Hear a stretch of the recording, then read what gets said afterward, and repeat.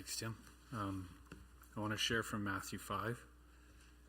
Familiar passage for most of us, but it was, I guess when I read through it this week, I was sort of reflecting on, do I see things the way God sees them? And I just, as I read through some of these things that I've read before, I can say that I felt like maybe God was helping just to get a little more clarity, see things a little bit more the way he sees them. It's sobering, it's challenging, but I think it's also good.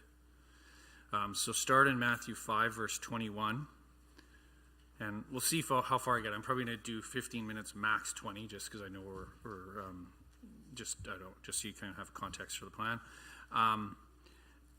You start in Matthew 5, verse 21, and in the remainder of the chapter, there's another 27 verses. Jesus is giving instruction about how we're to live. And he talks about various different aspects of our lives and aspects of how he wants his disciples to live. He just preceded this by saying that our righteousness, the righteousness of his disciples, needs to surpass that of the scribes and Pharisees. And the scribes and Pharisees, we know it, they were considered the most righteous people of the time. If anyone was sort of walking around and said, who's the most righteous guy in town? Well, you'd point to the scribe or the Pharisee. You'd say, that's him. And Jesus is saying, well, actually, my disciples, your righteousness actually needs to exceed it. And I'm going to say, as we go through some of these, you have to exceed it such that the righteousness of the scribes and Pharisees almost doesn't even look like righteousness. The bar that Jesus is calling his disciples to is so much higher. Now, he gives his Holy Spirit. He empowers his disciples to live that way. It's not something we can do on our own, but what I was, I guess, reflecting on was just the way, where that calling is and how God sees some of these things. So I thought the first thing was interesting. I'll start in verse 21. And in these various areas that Jesus talks about, the first thing he talks about is anger. I can say in my life, I'm going to get to the second section, which is on lust.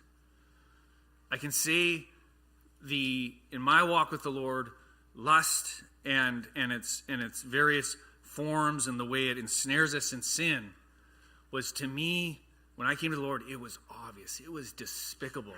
And even though I was a slave, and even before I came to the Lord, I can say, even though I was a slave to various aspects of lust, I still knew inside it felt dirty. It felt like, man, this is evil. This is wrong. Man, God forgive me, but I know I was going to do it again. That was my life. But that's not where Jesus starts. The point I wanted to raise is that's actually not where Jesus starts. And whether we can take anything from that, I can say I did. When Jesus started, he actually started with anger. He didn't start with lust. He started with anger. And he said in verse 21, you've heard the ancients were told, you shall not commit murder, and whoever commits murder shall be liable to the court. But I say to you that everyone who is angry with his brother shall be guilty before the court, and whoever says to his brother, you good for nothing, shall be guilty before the Supreme Court, and whoever says, you fool, shall be guilty enough to go into the fiery hell. And I don't think anything I'm going to say here is radically not, it's just obvious it's here, but I guess what I would say is it was just kind of coming home to me. In verse 22,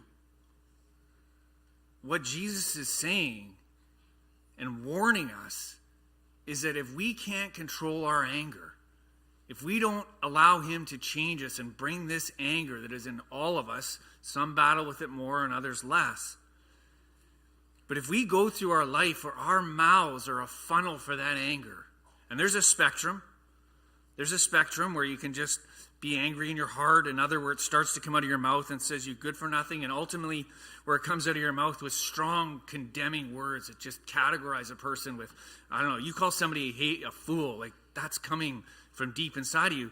Jesus says those words coming out of your mouth will send you to hell. You will end up in hell because of these words. And I just think about that. We can go through our lives. I can think about it in the last 2 weeks. I'm ashamed to say it, but I was in an argument and my words were not in control. My words were not in control. And I wasn't cursing or swearing, but the anger was ruling in my tongue at that moment. And I very promptly repented and apologized to the person and repented to the Lord and asked that it never happen again. But I'm ashamed to say that happened. But I would say, do I take this seriously? Like, do I take that seriously, that those words can actually take me to hell? Because I was reading this going, I don't know, like, you can justify it, right? Like, it's all about the other person and what they did and the circumstances and our nature and the way I was raised or all these different things. Jesus doesn't say any of that. He just warns people and says, listen, in the Old Testament, you were warned. The Pharisees' righteousness says don't commit murder. I would go a step further. The Pharisees' righteousness may say don't hit somebody or don't lash out in anger, don't beat somebody up, don't have violence. Jesus says my righteousness and the righteousness that everyone is going to be judged by. This is not just for his disciples. Jesus is giving us a foreshadowing of what it's going to look like on that judgment day when he comes again and we all stand before God at the judgment seat and give account for our lives. He's saying that the words out of your mouth will judge you. And if unrepentant if you live a life where your words are just, where anger rules, it'll take you to hell. And I don't know, I was sobered by that. And I was sobered by that. Partially I gave the example, or talked a little bit about lust at the beginning, because I just see in my own walk, you can almost justify anger. You can make excuses. But you read this, I think one of the points of this is to help us stop making excuses and take it seriously. And say, God, I need you to change me in this area. I see it, and I need to be changed. And like, to get desperate. Because if we truly believe this, and if we know in our lives, if we know that anger has a root in our heart, and there's circumstances where we get triggered, to use a modern word, and can't control it, the goal of what I would hope comes out of this for you today is twofold. A, to see it the way God sees it, but to get desperate and say, God, help me. Because if we're desperate, I promise you, we will find help. He will deliver us. But he wants us to be desperate. He wants us to take it seriously and have that desire to be changed. Because if you just justify it like a Pharisee, it leaves you in a dangerous place. Then it says, therefore, if you are presenting your offering at the altar, and there remember that your brother has something against you, leave your offering there before the altar and go and first be reconciled to your brother, and then come and present your offering. I think it's obvious, but what Jesus is saying, like, listen, in your worship of me, in your worship of God, it's actually a higher priority to me that you be reconciled. That if your anger has gotten the better of you, if your anger is there and you've hurt someone, it's actually better that, like, don't worry about coming and worshiping me. What you need to make your priority is getting right with that person you've hurt. That needs to be the priority for me, because in just like the way man sees it, like, we can like have all these other priorities of how we look on the outside, and Jesus says no, like, your priority needs to be getting right with that person. Don't worry about all the other stuff. Don't worry about coming to church and raising your hands and singing all these other things that could maybe give an outward appearance of being good and right with God. God says no, go get right with that person you've hurt. Make that your priority. And then I'm going to just share a little bit on 25 and 26. I don't have full clarity, but make friends quickly with your opponent at law while you're with him on the way, so that your opponent may not hand you over to the judge, and the judge to the officer, and you be thrown into prison. Truly I say to you, you will not come out of there until you have paid every last cent. I've heard lots of different interpretations on this, and there are probably some that were maybe even more insightful than what I was going to say, but I can tell you what I read on this. I'm a businessman. I work in a business, and we have to deal with things. You have to deal with sometimes people not doing things right, and sometimes there has to be lawyers involved because there is justice and laws that need to be followed. But what I read on this is that Jesus holds us who have been given this responsibility still to an account. It's not like all the other verses about anger apply to interpersonal relationships with spouses and stuff and other things. I read this and I said part of it at the start, switching gears here slightly, part of this when I read through all this was seeing things God's way. And I could say when I read this, it was sobering again. It was like, you know what, God? Just the same way I've been sobered about my interpersonal relationships and having anger there, I read this and go, you know what, God? I want to take this seriously. I don't want to end up in a place where somehow I've justified it, and because maybe somebody's doing something slightly wrong and we're getting in a business into a legal battle or something. You know what? Even in that, God, you're calling me to live in such a way that is not allowing anger or somehow vindictive or other things to have a place in my life. His disciples and his righteousness. Because I think what it's saying is you can always justify yourself about why you're right. And I think the warning here at the end is you may not be right in God's eyes. In all your righteousness and all the ways you think you're doing the right thing and dragging some person into court, you better watch out, because in all of it, you may not be right in God's eyes. And part of it may just be because God wanted you to forgive. God was not calling you in this case to be the judge. He would deal with those persons. And in all of this, you can't take it too far. I have to steward other people's money, and I want to do a good job of that. But I think there is a warning here. I'll go so far as to say that. There is a warning here that even in business and other things where you might end up in court battles, just because you can stand before a judge and feel like you're right, you better watch out, because in God's eyes, you may be still falling short of his standard of righteousness in this area. So then the next section here is on lust. Verse 27, "You've heard that it is said, you should not commit adultery. But I say to you that everyone who looks at a woman with lust for her has already committed adultery with her in his heart. If your right eye makes you stumble, tear it out and throw it from you, for it is better for you to lose one of the parts of your body than for your whole body to be thrown into hell. And if your right hand makes you stumble, cut it off and throw it from you, for it is better for you to lose one of the parts of your body than for your whole body to go into hell." And I think this is self-evident, what it's saying here, and warning us about lust and warning us about sexual sin that we can entertain with our eyes, or sexual sins that can happen with our hands and other things. It's warning us that these things can take us to hell. But I could say I was already thinking about this example, and don't take this the wrong way, but I was even thinking, because I was already planning on sharing this a little bit about what Ben shared and his eye and it getting injured. And I was like, yeah, that is like, let's pray about that. I wouldn't want my eye to be foggy either. But I was thinking about this. Imagine if one of the young men here or any of the adults actually got an injury where like a nail went right into their eye. Like your eye is like destroyed. Like I'm telling you, we as a church would be praying. We'd be like, man, like let's do what we can to help out. This is horrible.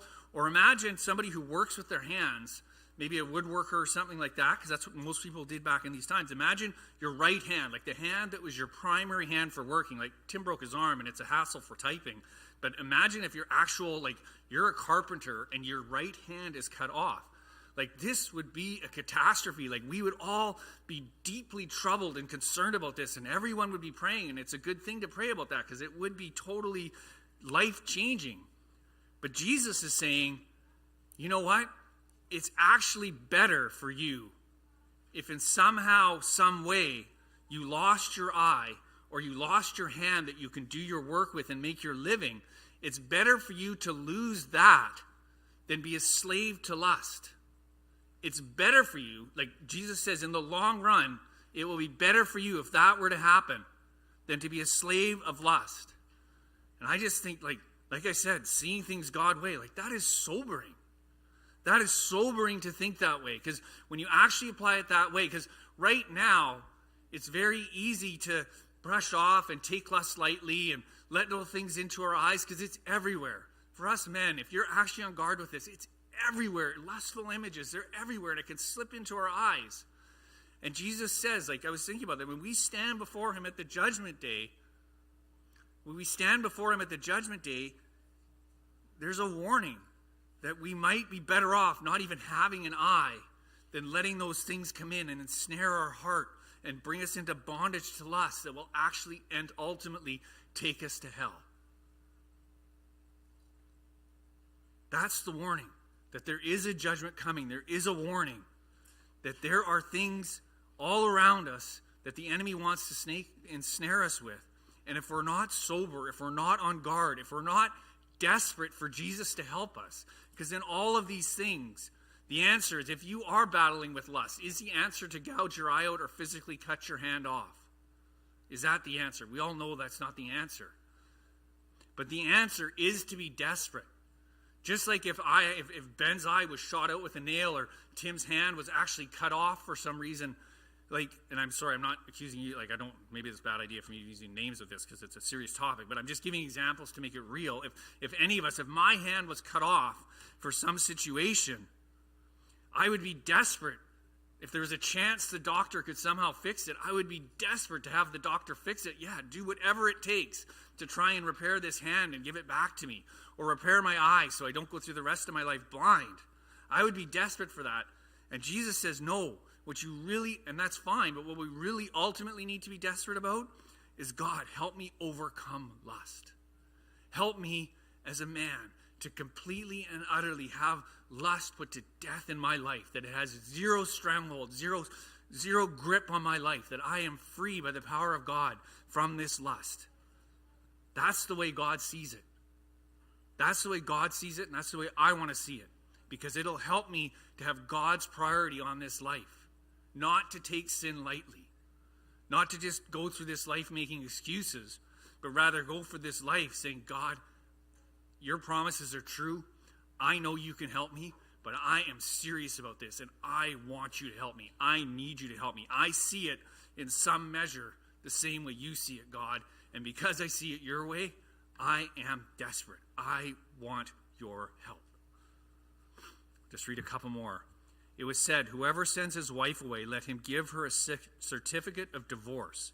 But I say to you that everyone who divorces his wife, except for the reason of unchastity, makes her commit adultery, and whoever marries a divorced woman commits adultery.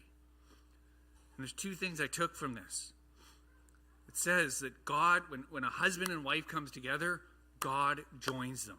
When we make that commitment is for life. And another thing I was thinking about as I read this is, I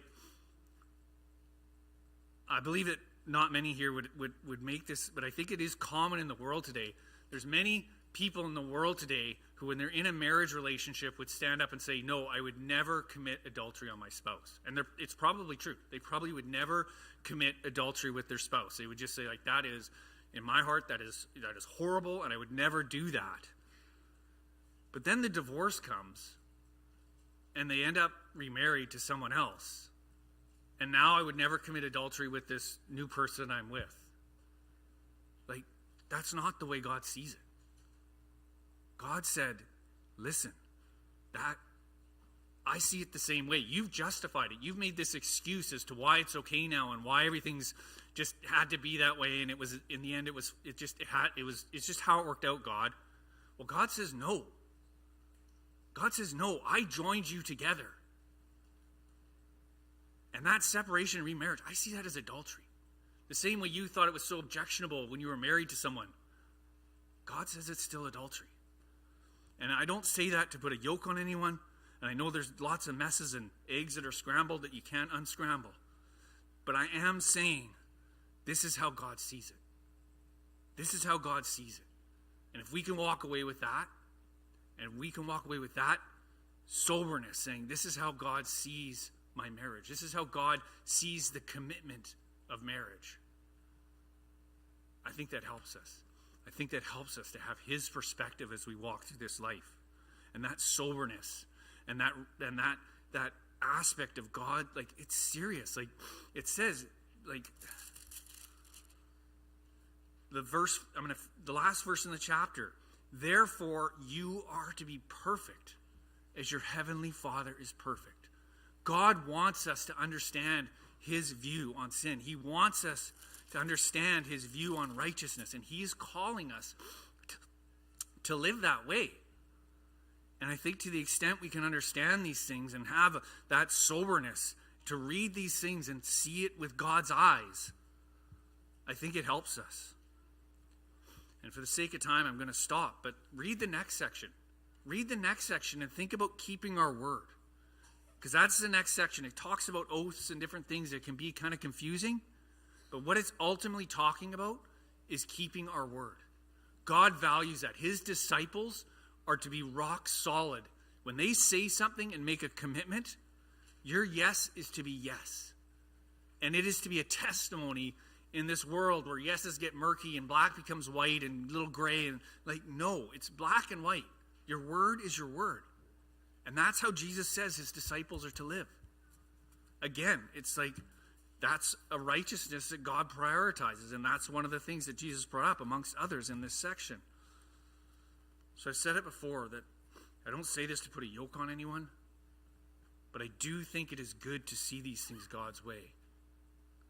If it can give us a sober fear about the way the enemy wants to ensnare us in these things and help us steer clear of these temptations and traps, or if we find ourselves in any of these things, I confess, I already said it, I lost control of my words. I read these things and I want to be desperate to say, God, help me. I do not want that in my life. I want to take it seriously. That I know I've lived a good path and you've done a good work in my life.